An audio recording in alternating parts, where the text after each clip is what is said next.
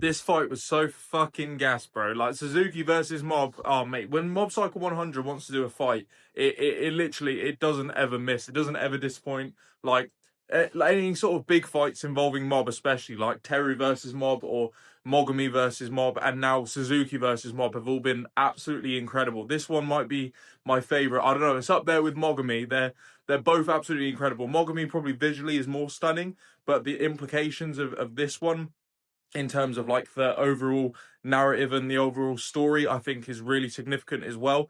Especially this is like the culmination of season 2 for Mob as a character, you know, the way that at the end of the fight, Mob was sort of consoling Suzuki and was like, I'm not angry at you or anything, I just feel bad for you, you know, in a way. Your life is basically, he's not mad at him because he's living the life that he wants to live. It's just a shame that that's the life he wanted to live.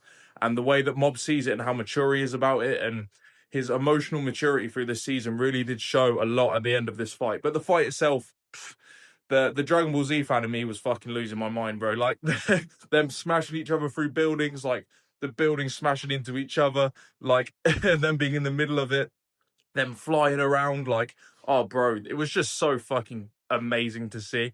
Like, I'm such a big fight of Shonen. I'm such a big fan of Shonen and like the fights in Shonen, especially like the big final climactic battles. And this one was so fucking great, man. Like I said, Mob Psycho 100 never disappoints, and Suzuki versus Mob was no different. It yeah, visually looked amazing. The implication for the characters, the actual like the context of Suzuki, why he is how he is, and how he basically lost his family. He broke his family apart because he got corrupted by power. I thought was a really interesting narrative and not something I saw coming. Um, and the explosion at the end, like the nuke, that was insane. The broccoli thing is hilarious. The fact he had the seeds in his pocket, it turned into a big broccoli thing.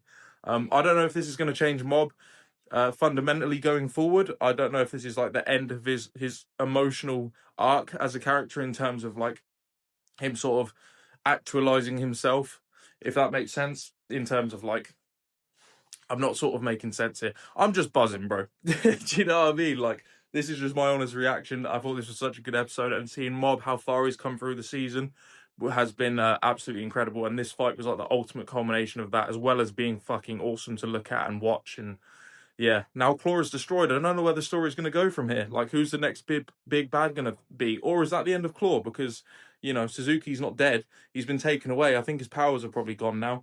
I think Mob sort of absorbed him or took him away. So we'll have to see. But yeah, holy shit, bro. Mob is just so badass as well, man. Like that moment in the fight where Mob was like, I can't emotionally change you, so I'm just going to have to beat the shit out of you, essentially. I thought it was so gangster. When Mob gets angry or he starts fighting, it's a scary thing. He even nearly lost himself to this in this psychic battle. I mean, he sort of had to stop himself when he remembered what he did to his brother when he was little. Because he's come so far, he doesn't want to turn into something he doesn't want, you know, which is essentially Suzuki. So I thought that was really poetic as well. But yeah, like I said, this episode was amazing. And one of my favorite parts about this episode was the ending, where it shows that Serizawa is now joining Mob and Regan. And I was really hoping that he stayed in the cast, because as a character, I really like him. And I think he has a lot of potential for growth. So I'm excited to see where they go now with the business. But now Claw is destroyed. What's the future going to hold? I can't wait to see. So we've got one more episode left of season 2, and I can't wait to see it. So let's go.